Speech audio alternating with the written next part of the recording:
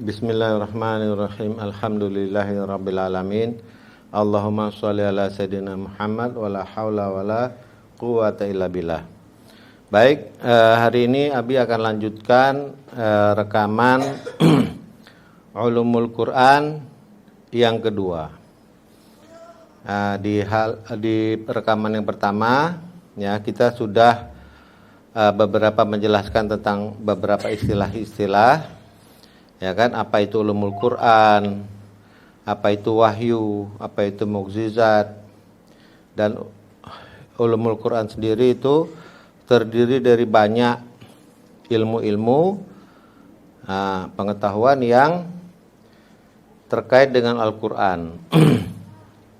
Dan di antara yang terpenting itu adalah asbabun nuzul, ya, setelah itu terjemahan dan tafsir Quran itu sendiri. Ya, jadi keuntungannya, ya, yang paling terpenting dalam ulumul Quran ini adalah kita akan dapat memahami Al-Quran itu, ya, bukan hanya sekedar kita baca, kita hafalkan, tapi juga kita bisa memahaminya, dan itu sangat penting. Ya, dengan kita memahami Al-Quran tentunya juga akan memperkuat hafalan kita, dan pada gilirannya kita akan bisa mentadabbur Al-Quran. Kita bisa merenungkan Al-Quran, menghayati Al-Quran, memahaminya, dan kita ketika dalam sholat tentunya akan sangat membantu kita dalam khusyuk dalam sholat, sehingga sholat kita berkualitas dan diterima oleh Allah Subhanahu wa taala. Apabila sholat kita baik, maka seluruh amalan kita pun akan baik. Ya kan? Nah, sekarang Abi akan jelaskan beberapa cara bagaimana kita bisa memahami Al-Quran itu. Ya, pertama-tama memang yang paling terbaik adalah kalau kita bisa menguasai bahasa Arab. Ya. Tapi karena kita bukan orang Arab, kita belum memahamin Quran, kita belum memahamin bahasa Arab. Kalau kita tunggu dulu belajar bahasa Arab dulu, ya kan, maka tentunya akan lama.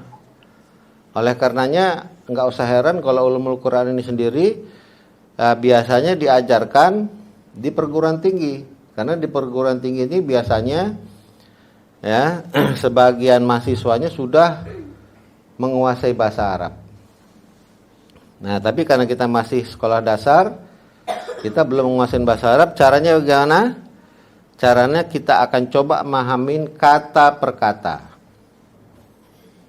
Nah, kata demi kata kita coba pahamin. Ya, misalnya itu tadi Allahu Akbar. Nah, apa artinya itu? Allah artinya apa? Akbar artinya apa? Bismi, nah, artinya apa? Allahi, Ar-Rahmani, Ar-Rahimi, Alhamdu, artinya apa? Lillahi artinya apa? Rabb artinya apa? Al-Alamin artinya apa? Ihdina artinya apa? Satu per satu, kata per kata kita coba, ya, kita artikan, ya, kita hafalkan. Sementara kita juga kan di dalam kelas-kelas yang lain kita juga belajar bahasa Arab untuk sekolah dasar.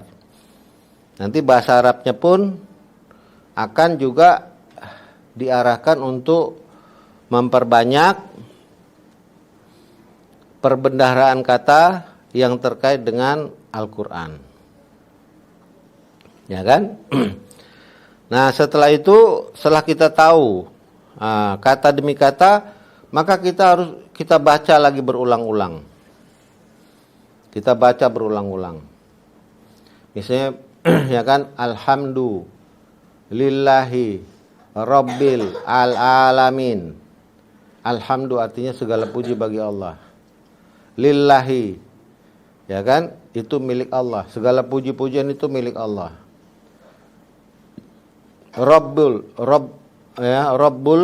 artinya Rabb, Tuhan yang memelihara. Al-alamin, ya kan? Artinya semesta alam ini. Nah, jadi kita sebaiknya memang nanti pelan-pelan harus punya Quran lafziyah namanya, atau Quran perkata. Sehingga kita tahu, ya kan, kata demi kata tuh kita tahu artinya. Dan kalau kita sering ulang-ulang, ya kan, maka makin hafal kita artinya. Dan berikutnya adalah kita mencoba membaca Quran itu dengan perlahan. Nah, ya, otomatis nantinya kan kalau kita mempelajari bacaannya kan, kita belajar ilmu tajwid, ya kan, bacaan kita tuh kita harapkan bisa murattal. Artinya apa? Baca dengan perlahan-lahan, ya kan, enggak terburu-buru. Bismillahirrahmanirrahim, alhamdulillah, enggak begitu. Bismillahirrahmanirrahim, sambil kita artiin pelan-pelan. Alhamdulillahi rabbil alamin, sambil kita artiin dalam hati. Sehingga nanti kita terbiasa kalau dengar ayat itu langsung tahu artinya kita. Ya kan? Setelah itu berikutnya hafalan kita tadi itu kita sering murojaah. Ya, tentunya kita dalam satu hari aja, misalnya contohnya surat Al-Fatihah aja. Itu yang paling penting nih sekarang harus kita pahamin artinya. Itu kita baca ya pastinya paling kurang 17 kali setiap hari. Nah, kenapa 17 kali? Siapa yang tahu? Kenapa kita pasti baca 17 kali?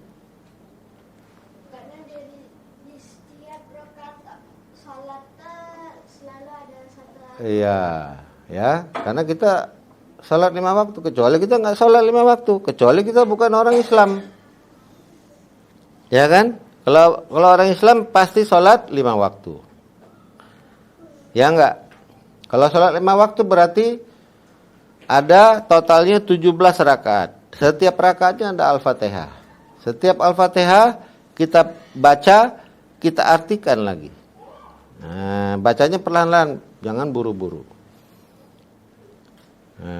Ihdinas siratal mustaqim, bacanya pelan-pelan sambil kita ngartikan. Ya, sehingga nanti sholat kita pun ya benar-benar terasa lezat nantinya. Terasa nikmat sholat ini. Sekarang sholat kita ini masih berat. Ya, kalau ditanya sholat subuh belum, kenapa berat? Kenapa? Karena kita nggak hidup hati kita, nggak kita rasakan itu, nggak kita nikmatin. Tapi nanti kalau sudah mendapatkan kenikmatannya, kita jadi butuh. Sholat itu kita butuh seperti kita butuh makan minum. Kita tiap hari butuh makan nggak? Butuh minum nggak? Butuh sholat nggak? Belum. Ya kan? Sholat masih beban. Ya enggak? Sholat subuh aja berat. Zuhur agak ringan karena jamaah beramai-ramai ada di sekolah. Begitu libur, pada nggak sholat zuhur. Karena apa? Masih beban, masih berat dia. Tapi kalau sudah kita tahu artinya, kita rasakan nikmatnya sholat, butuh kita. Belum azan nanti kita udah nunggu kapan nih azan nih. Kayak kita kelaparan, ya. Kalau kita makan nih karena kita udah menjadi kebutuhan, ya enggak? Ini sekarang aja udah nungguin kapan nih Abi nih nggak istirahat. Ya, udah hampir jam 10 kok nggak istirahat nih. Udah lapar nih, udah haus nih. Ya kan? Butuh kita makanan minuman.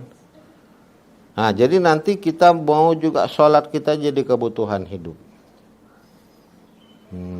Pengennya kita pengen segera dengar suara azan, kita merasakan lagi nikmatnya sholat. Nah, ya. Dan setelah itu ya, dalam memilih surat-surat, kita pilih surat yang ada kisah-kisah Nabi di dalamnya. Nah, merupakan kisah-kisah, ya kan, sehingga kita juga bisa menikmatinya. Nah, kalau kita tahu artinya, oh ini kisah Nabi Zakaria nih. Oh ini kisahnya Maryam nih.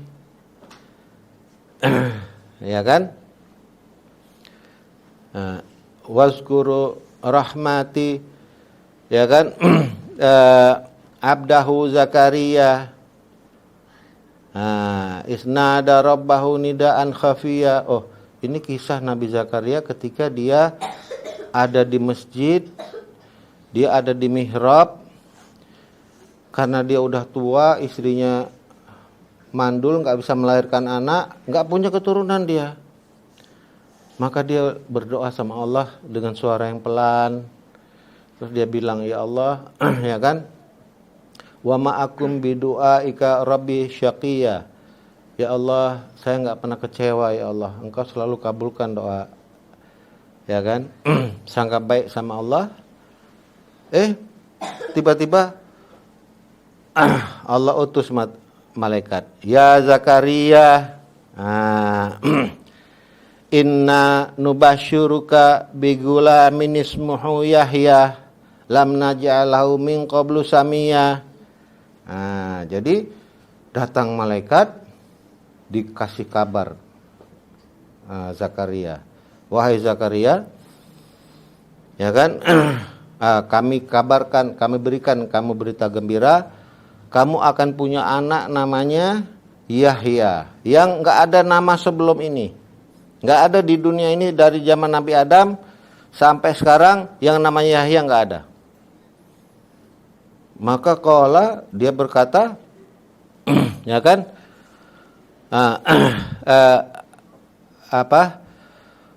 ma yakunu, ya kan, gulaman, bagaimana saya mempunyai anak, wa kanatil ra'ati aqir, ya kan, waqad balagtu minal kibari i'tiya. Istri saya kan nggak bisa punya anak, saya ini udah peyot begini, udah tua, bagaimana saya mau punya anak? Tapi kata malaikat, dia katakan, demikianlah Allah, bagi Allah mudah. Bagi Allah mudah.